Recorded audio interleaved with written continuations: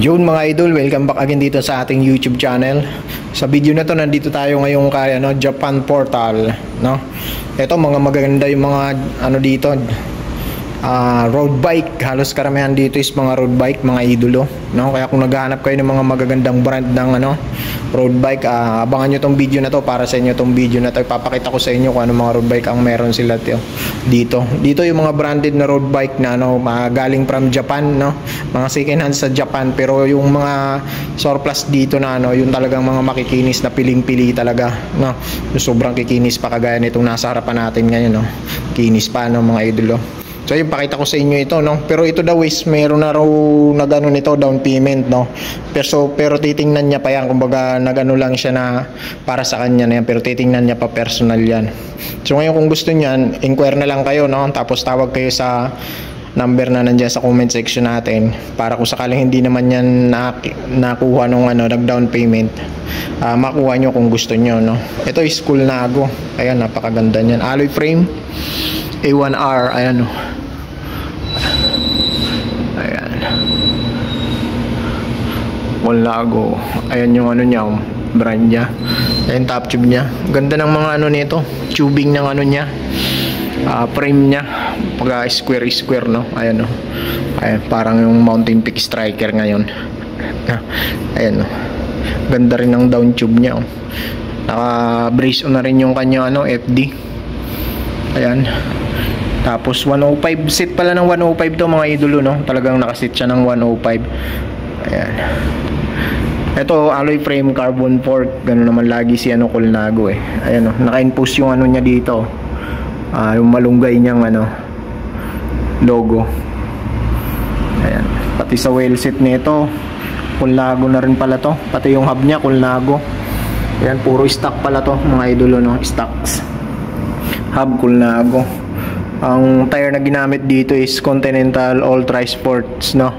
Ayan, 700 by 25C. Hanapan natin. Oo, 700 by 25C. Hindi ko lang makakita kung tama ba ang basa natin, pero yung nakalagay dito Ultra Sport 25. Okay. Ito rim brake nya 105. Ilawan natin ng konti. Ayan, no? 105 yung rim brake nya. Ayan, sukat ng nito, seat tube nya is 44. Ayan, tapos ito 50 yung kanyang top tube. Ito extra small, no? Sukat ng mga Pilipino. Ayan, ganda, oh. Naka pre-spit pala to, pre-spit siya. Okay, ganda ng combination ng kulay niya, black tsaka white. Lahat yan, pati cockpit niya Colnago na, no? Pati dito sa kanya saddle. Ayan, ito STI niya 105 na rin. Ayan yung rim brake niya 105. Okay, sa mga gusto nito, ang presyo niya daw nila sa nila is 45k, no?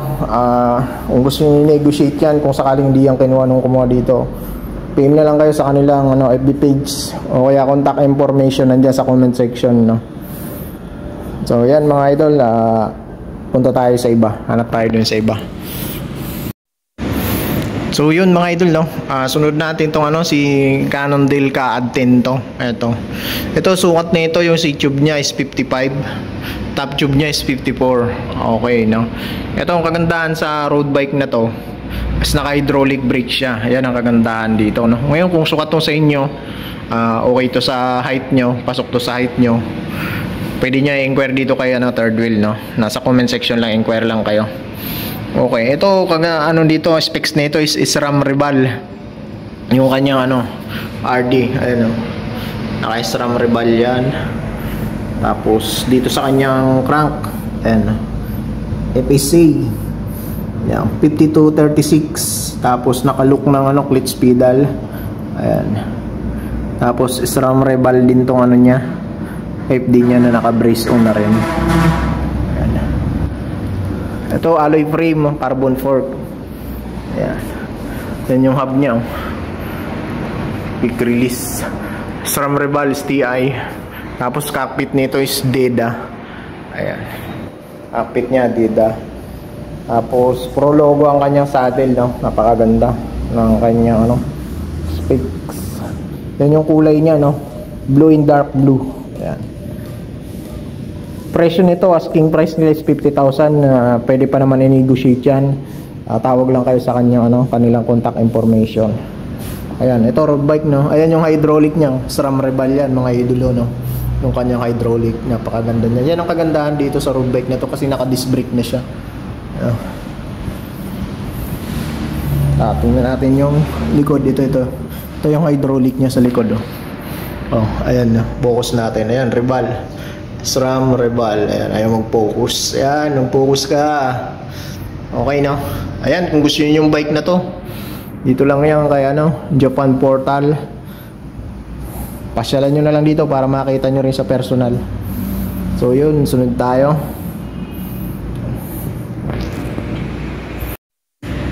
So yun mga idolo, no, sunod natin tong si Nelly. Ito naman si Nelly, ayan, alloy frame, carbon fork din. Sa tube naman nito is 56, tapos 50 yung top tube niya. Ang combination ng kulay niya is ayan, white, red. Ayan yung combination ng kanyang kulay, no. Ang ganda rin tong isang to, at bibihira ko rin makita tong ganitong brand ng road bike din, no. Ayan, ang nito, mga nakakabit na kanyang pyesa is 105, Shimano 105 na sa kanyang crank, tapos sa kanyang FD, tapos sa kanyang RD. Okay na. Tapos ang rim nito is Shimano rin. Ayan, Shimano rim na rin. Ayan, Shimano niya, RS. Ayan, Columbus equip. Yan yung kanyang tapos may nakasulat dyan hindi natin masyadong mabasa. Ewan ko kung ano yan, hindi ko masyadong mabasa. Kanina ko pa binabasa, hindi ko mabasa. So yan, si Nelly siya, tapos Columbus. Okay, ganda na rin ang na to, road bike na to. Continental Ultra Sport din yung kanyang tire. Naka-rim brake to. STI, ayan, 105. Ayan. Ayan, baka gusto nyo yung road bike na to, no? Ganda rin ang drop bar niya, Ganda ng niya, drop ang singitan sa mga traffic, no? Ayan, kung gusto yung road bike niyan, dito lang yan kay Japan Portal. 36,000 lang to mga idolo, no. Ang kanyang saddle si Nelly na rin yan. Yan, alloy cockpit naman na lahat yan.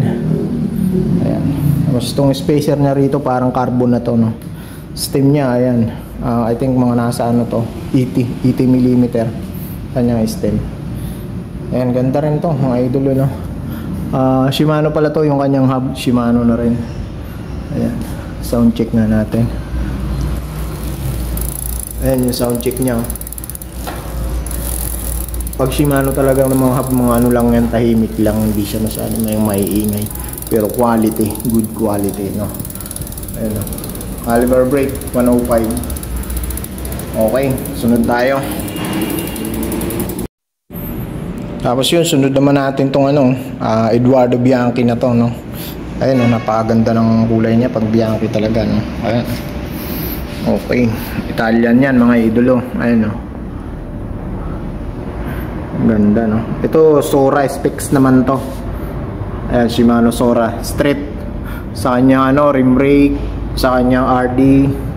Ayan, tapos FD. Ayan, tapos sa kanyang Halotech Sora. Pati sa kanyang STI. Ayan, Shimano Sora. Focus. Ayan, nag-focus na. Shimano Sora yan mga idolo, no. Ito, napakakinis pa nito, no. Yung road bike na to. Victoria Zapero 700/23C ang tire. Ito carbon to, yung kanyang port. Sora, ayan. Mapakakinis pa, napaka-quality pa ng bike na to, no. Sukat nito, ang sukat ng niya, sa YouTube niya, sinukat ko to kanina is, sukatin ulit natin, nakalimutan ko ulyanin. Hindi na natin masukat ngayon, no. Sukatin ko muna, no. Ayan. Tayo lang, sukatin natin. Itong seat tube niya is size 50. Ayan, seat tube niya size 50. Top tube niya is size 52. Ayan yung sukat niya mga idolo, no. Okay, napakakinis pa nito. Presyo niyan is ayan 40,000, negotiable pa naman yan, may bawas pa yan. Ayan, saddle, pisik, ayan napakakinis pa oh. Malikabok lang pero bagong-bago pa. Parang hindi pa nga ginagamit eh. No. Ayan, ito Sora Street. Kung gusto niyo yan, puntakin niyo na lang dito kaya no, Japan Portal. Okay.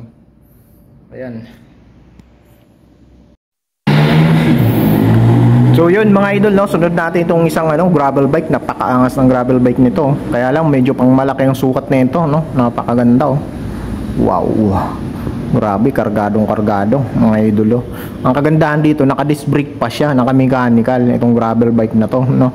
Ngayon, kung matangkad ka at sukat sa'yo to, pwede mo inquire yan dito kaya no, Japan Portal, no. Baka magustuhan mo. Okay, ang sukat nito is 56 yung seat tube, 53 yung top tube. Okay. Ito is Colnago World Cup 2.0. Yan yung kanyang brand and model. Okay, napakaganda na ito. Kombinasyon ng black and red and white, no. Ayan, no. Napakaangas ng forma, no. Ganda. Ito full alloy mga idolo, no. Lapitan natin ng konti. Ayan, no. Meron pa siyang signature dito. Tapos may nakalagay dito sa top tube na World Cup 2.0. Ayan.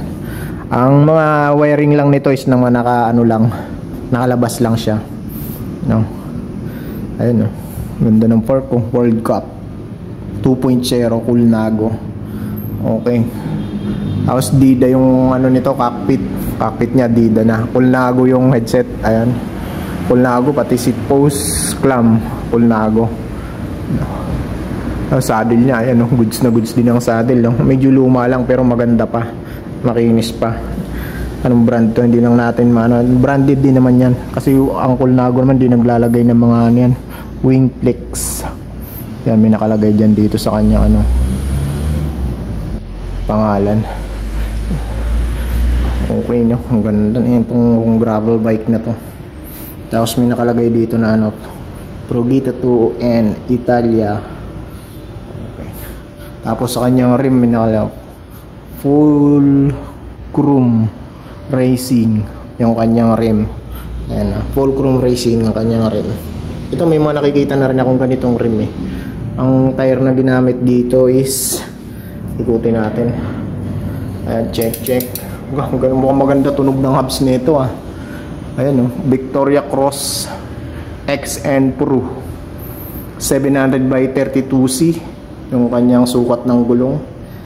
Ayan. Ito Shimano yung 105 yung kanyang RD. Tapos ganoon din sa nito. Ayan, no?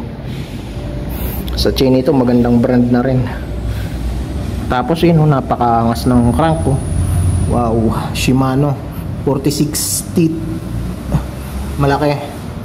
Yung maliit naka 2x ito mga idol, no? Halotech na rin siya. Okay. Ayan mga nakalagay dyan sa kanya, Colnago Exclusive Authorized Dealer and Corporation World Cup 2.0.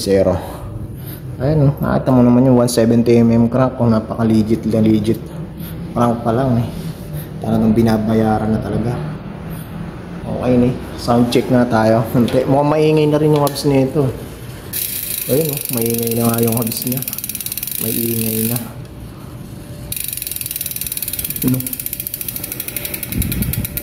Ang brand pala ng hubs nito is tingnan natin, no. Ayun, full chrome na rin pala siya.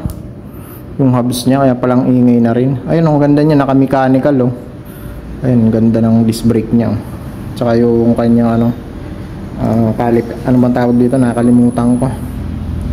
Okay, kaya mo na yun, dito na tayo. Ito, STI niya is 105. Shimano 105, no. Dida cockpit. Ayun yung gulong, okay, yun yung pinakaharapan niya. Dito tayo. Top tube niya, ayan, Dida cockpit. I think ito mga 80mm tong steam niya. Colnago headset. Presyo niya, ayan, 55,000. Pwede nyo pa i-negotiate yan mga idolo, no. Pwede nyo pa mabawasan yan. Contact lang kayo sa kanila, contact information. Ayan, baka trip nyo tong gravel bike na to, no. Dito lang yan kaya, no. Japan Portal. Okay nyo, baka gusto nyo yung ulnago na yan, puntahan nyo lang dito kaya Japan Portal.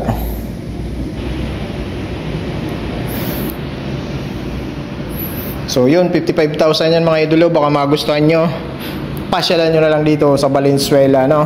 Nasa comment section lang yung kanilang location and contact information.